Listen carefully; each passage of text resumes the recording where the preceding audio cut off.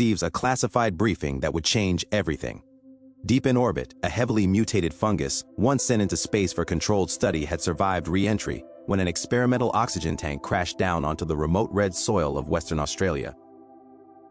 Driven by scientific curiosity and duty, Dr. Martins joins two elite Pentagon bioterror operatives, Robert Quinn and Sharp Lieutenant Trini Romano.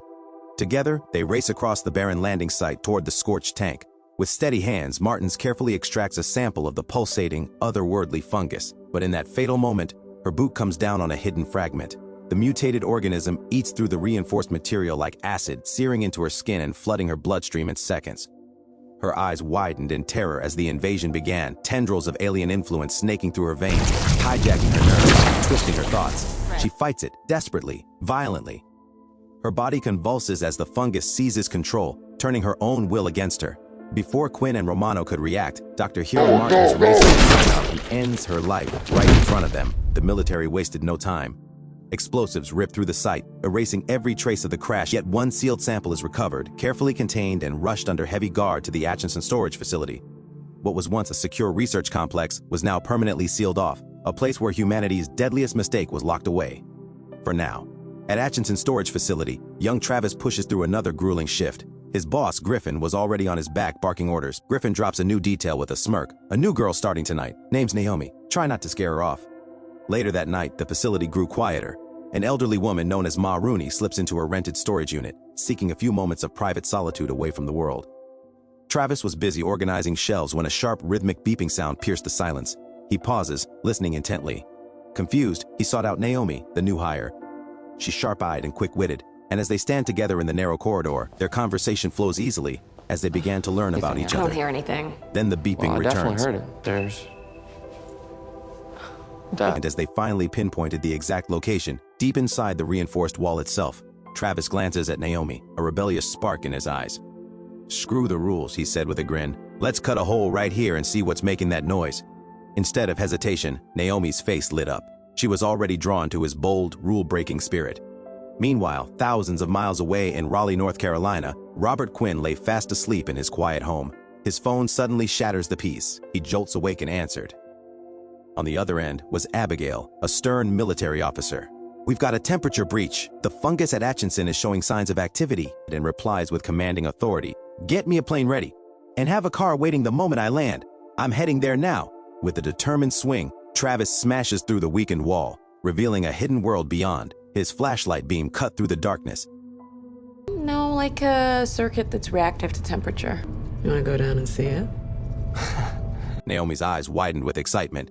"We have to go down there," she urged, her voice buzzing with adrenaline. Travis stepped back. "Hell no," he shot back sharply. "I'm done being the guy who listens." But Naomi wasn't backing down. Travis reluctantly leads the way as the two of them descends into the depths of the sealed underground storage. Naomi's ex-fiancé Mike pulls up in his beat-up truck. A strange scratching sound echoed from his trunk. Curious, he pops it open. Inside lay the cat he had shot and dumped earlier that day. It was supposed to be dead. The infected creature explodes in a horrific spray of flesh. Blood and fungal matter splattering directly into his open mouth as the organism forced its way inside, seizing control of his body in seconds. Okay, so you're going down first. Holy shit. Travis gripped the heavy wheel of a massive sealed door and spun it with all his strength. The moment the door cracked, a nauseating wave of stench hit them. There, in the dim emergency lighting, dozens of infected rats fused together by thick, veiny strands of fungus, their bodies twitching and crawling over one another. In life, and I've seen some crazy shit. This is fucked! Naomi leaned in closer. Travis screams out. "Naomi, don't!" he warned. Because this fungus was no ordinary parasite. It didn't just kill, it controlled its hosts with ruthless intelligence, turning them into weapons driven by one single purpose, to infect others. High above the clouds, Robert Quinn sits aboard a military jet, his face tight with tension. On a secure call with Abigail, who follows orders and puts him onto Jerebec, he spoke with urgent authority. "You need to listen to me. This thing is waking up. We sealed it for a reason. If that temperature breach spreads..." But Jerebec's calm, dismissive voice cut him off once again. Naomi freezes as her eyes lands on a deer standing at the far end of the hall, clearly infected by Mike.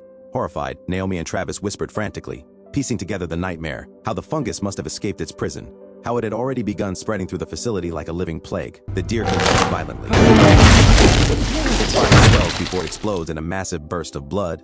Mike emerges from the shadows, no longer Naomi once knew. He stared at her, and growled in a distorted voice. "Naomi, I just want to throw up in your mouth." Gun in hand, Mike opened fire. As Travis and Naomi sprinted for their lives, they dive into a nearby storage unit, slamming the heavy door shut just as more shots hammered against the metal. Breathing hard, Naomi grabs her phone and dials desperately. The call was routed through emergency channels until Abigail, the military operator, picked up and quickly redirects it. On the other end, Robert Quinn, now riding with Lieutenant Trini Romano, answers with sharp authority. "Stay exactly where you are. Do not move. We're coming. Just hold on."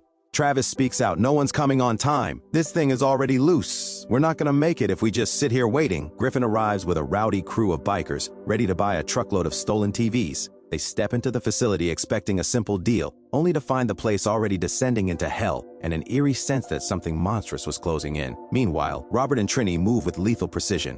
They break into Trini's son Anthony's house. Inside lay the ultimate contingency, a compact but devastating nuclear device. Travis and Naomi seizes their moment, quietly slip out of the storage unit, moving fast through the chaotic corridors, desperate to escape the nightmare closing in around them. Nearby, two women from the biker crew suddenly came face to face with Mike. The infected man lurched forward and violently puked a torrent of thick, fleshy fungal sludge directly onto them, as Mike slammed the door shut, trapping them inside with the growing infection. In the struggle, Ma Rooney raised an old revolver and fired, her shot striking Mike and sending him staggering backward. High above, Abigail's urgent voice comes through to Robert. "They've left the unit. Travis and Naomi are on the move." Griffin finally catches up to Travis in the main hallway. Suddenly, loud metallic clangs echoed from inside a large sealed container nearby. Griffin jerks the trigger.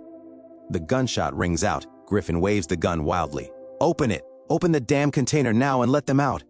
Naomi charged in like a warrior. She opens a fire extinguisher and unleashing a blinding cloud of white powder. Together they sprint through the chaos, bursting out of the facility, and waiting for them just outside was Robert Quinn. He opens a reinforced case, revealing the compact nuclear device inside. "You two are going to take this down to the main lab, activate it exactly where the original sample is stored. This is our only option left." He pauses, eyes locking onto theirs with grim honesty. Griffin and his loyal man Friedman forced open the heavy container door.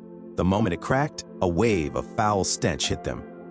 Inside were the bikers, no longer human, their bodies twisted and swollen. Robert Quinn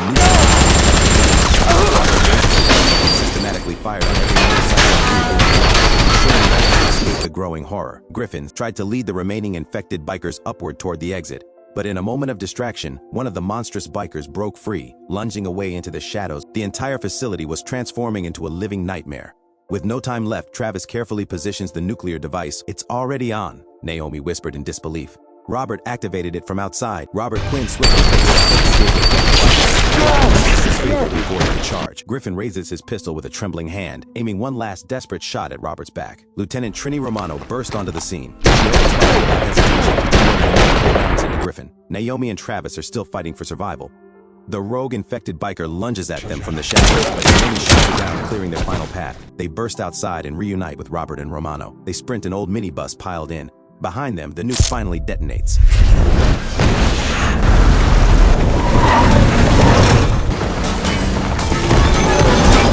Sometime later, in a quiet hospital room, Abigail comes to visit Robert as he recovers. In the warm light of day, Travis sits peacefully beside Naomi. Her young daughter, Sarah, laughs and plays freely in the grass ahead of her. Travis and Naomi shared quiet glances and gentle smiles. A new connection was slowly blooming between them. Thanks for watching.